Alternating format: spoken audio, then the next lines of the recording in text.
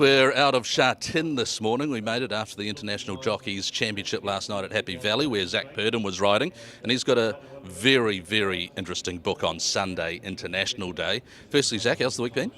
It's been pretty good. It's always good to have everyone in town. It's very busy, but it's exciting.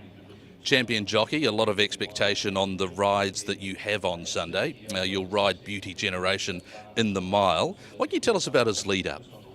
Oh, listen, he's been racing fantastically well all season. He's taken himself to another level. He's a dominant horse here in Hong Kong now.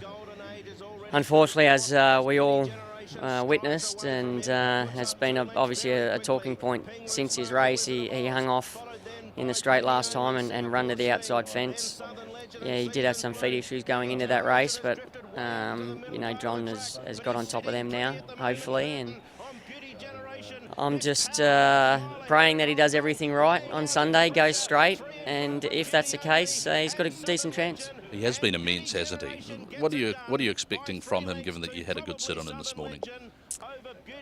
Yeah, I'm expecting him to run well. John Moore, he's a big race trainer. He knows how to get this calibre of horse ready for this type of race. I've got a lot of confidence in the way he can handle the horses. So, that's very comforting. I just got to go out there and, do my thing, just ride him how I would normally ride him. I can't think about whether he's going to hang and run off the track or not. I just got to ride him on his merits and, hopefully just get him around nice and safe. Would have loved to have had you mic'd up for the Jockey Club Cup when you rode Time Warp, the first 400 metres in the communications between you and Joe Barrera.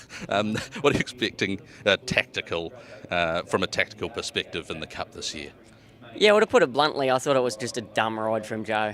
I just can't understand why he would go out and ride his horse like that, going out just to beat one horse in the race and you forget about all the rest. But fortunately, they've got a jockey change there now. Sylvester de Souza goes on. I'm expecting them to sit off us. Tony Cruz has been very clear. He said that Time Warp has to lead, has to find the front, and that's what I'll be going out there to do.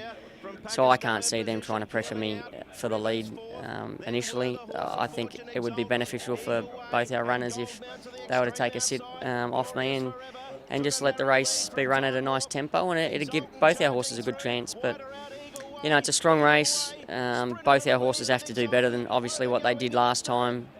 My bloke hasn't really been in his best form since January last year when he won the Gold Cup. So he's not one I'm relying on. He's one I know he's got it there, but I'm more hoping that he can just pull it out on the day than confident that he's going to do it. Victory is the horse that you rode to Group 1 success earlier in the year, but you're riding a New Zealand bred that was formerly known as Black Crowned Little Giant here in New Zealand, here in Hong Kong. What are you expecting from him? He looks like a bit of an up-and-comer for the sprint. Yeah, he's unexposed. Unfortunately, he's been in Hong Kong for quite some time, but he's had hoof problems. He continually cracks his feet. So I've had to give him a long time off, and that's why he's only had the few runs. But this season he's been good. His feet have been good. We've managed to get a couple of runs into him now. He had a really hard run at 1400 last time. He comes back to 1200. I just felt like Victory hadn't stepped up to the plate this season. It's like he's got a little bit of a hangover from his performances last season. You can forgive a hangover though every now and then. How often do you give before you've got to pull pin? That's true. I gave him a couple of chances and he just seems a little bit jaded, and I just can't see him turning the form around on the horses he's been racing against. So I'm happy enough to go with the horse that has shown potential with an even bunch of sprinters, and I'll put my faith in him and hopefully he repays me. Exultant in the Vase, you caused an upset in this race before. Do you think you can do it again with him? I think he's capable. I think, unfortunately, it's a very strong edition of the Vase this year.